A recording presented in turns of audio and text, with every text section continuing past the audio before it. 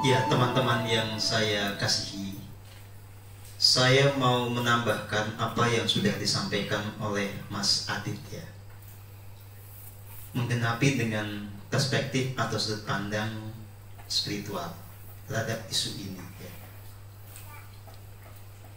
Jadi sejak beberapa tahun ini itu memang telah muncul kesadaran bahwa di bumi ini ada satu kekuatan yang itu cenderung untuk terus mendominasi, mengeksploitasi, menjajah umat manusia. Ya. Siapakah kelompok ini? Ya, secara fisik mereka ini memang manusia, ya, yang beberapa orang di antaranya tadi sudah disebutkan oleh Mas Ali. Nah, sebagai manusia, mereka ini memang punya keserakahan yang paripurna. Ya. Jadi nggak cukup dengan kekayaan yang berlimpah, dia pengen kekayaan yang lebih tinggi lagi. Nggak cukup dengan kekuasaan seberapapun, pengen kekuasaan lebih tinggi lagi. Ya. Jadi keserakahan yang paripurna ini kemudian disambut oleh ya, energi yang sevibrasi dengan mereka.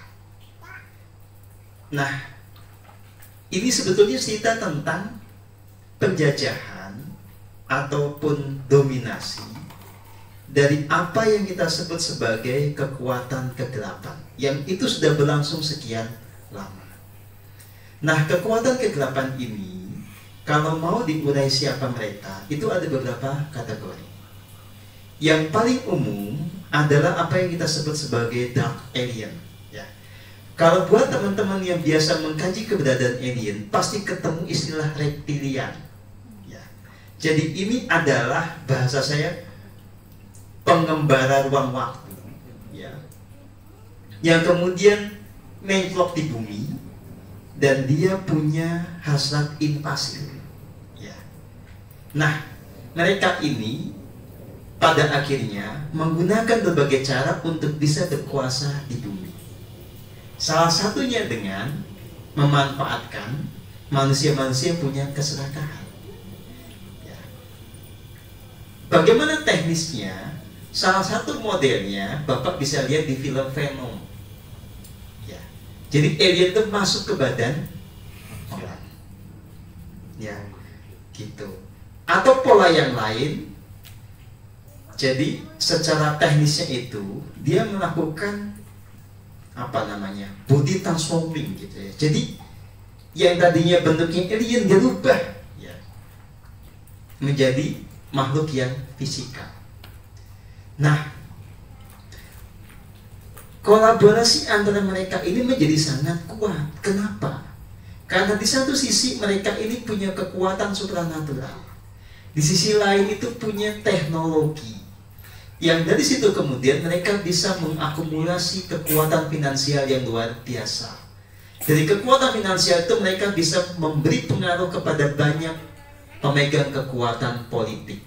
Ya, gitu. Jadi nanti kita akan mengenal yang namanya matriks-matriks pengaruh. Jadi dengan uang itu mereka membeli ya, pemerintahan, kepolisian, militer, segala macam itu. Nah, selain yang kita sebut sebagai reptilian, nanti ada lagi Pak, alien yang lebih kuat lagi, namanya octopus. Ya. Nah, dua kelompok ini kayak berantem, padahal sebetulnya kolaborasi, gitu. Jadi ini adalah kekuatan di balik layar, ya. Kekuatan yang tak terlihat berkolaborasi dengan manusia-manusia yang terlihat. Dulu pusat kekuasaannya ya, kalau yang reptilian ini di Inggris, lalu bercabang di Amerika. Yang octopus itu kekuatannya basisnya di Cina. Makanya Cina itu sebetulnya adalah dua sisi uang dari kekuatan kapitalis. Jadi secara ideologi dinyatakan mereka komunis, tapi sebetulnya mereka ini kapitalis yang sangat globalis gitu loh. Jadi kapitalis yang mencengkram dunia gitu. Nah, jadi untuk tujuan apa? Sekali lagi tujuannya adalah penguasaan. Kalau orang sudah punya kekuatan tanpa kejernihan hati, pasti hasratnya muncul, keserakahan, menaklukkan orang lain dan seterusnya. Nah, belum lagi nanti ada kekuatan yang halus yang kita sebut tadi sebagai iblis. Ini kolaborasi.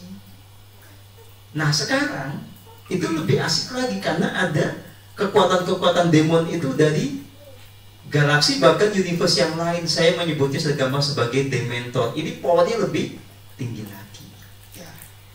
Nah, saya mau ngasih tahu begini.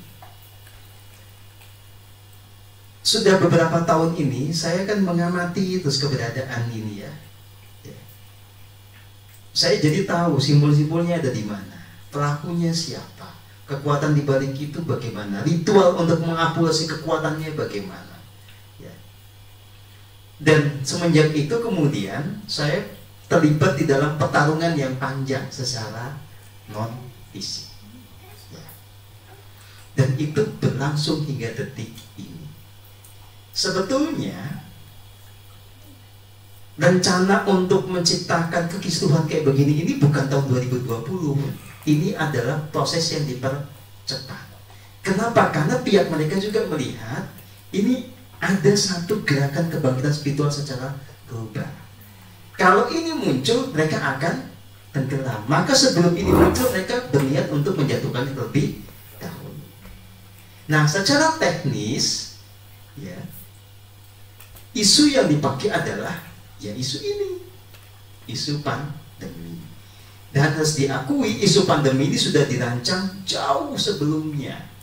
Disiapin siapa pemainnya, disiapin alatnya. Makanya pernah saya unggah di Facebook saya, ya, karena kita menemukan di situsnya World Bank itu ada sebuah dokumen ya, yang menceritakan pada tahun 2017 ada banyak negara yang mengimpor COVID test kit.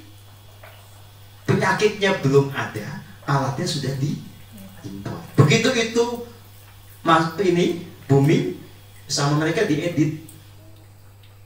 Ya, jadi tulisannya diedit bukan COVID tapi medical test kit. Gitu, ya.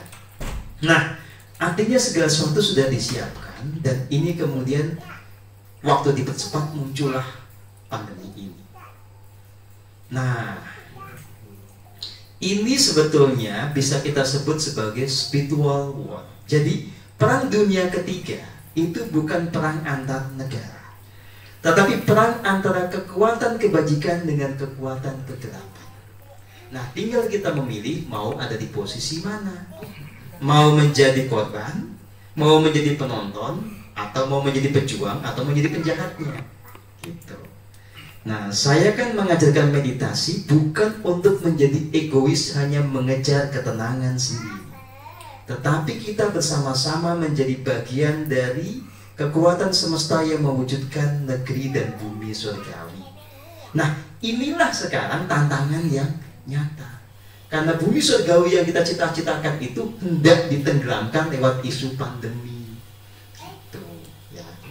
Makanya kemudian saya selama ini dengan beberapa orang itu memang setiap hari berperang di dunia spiritual, di dunia metafisiknya, menjadi senang karena ketemu dengan teman-teman yang punya citra praktis untuk menangani isu COVID ini. Ya. Ada Pak Komjen Dharma dan timnya termasuk Mas Adit. Sekarang ada lagi kan yang kelompok Heal Community itu yang Dr. Agni segala macam.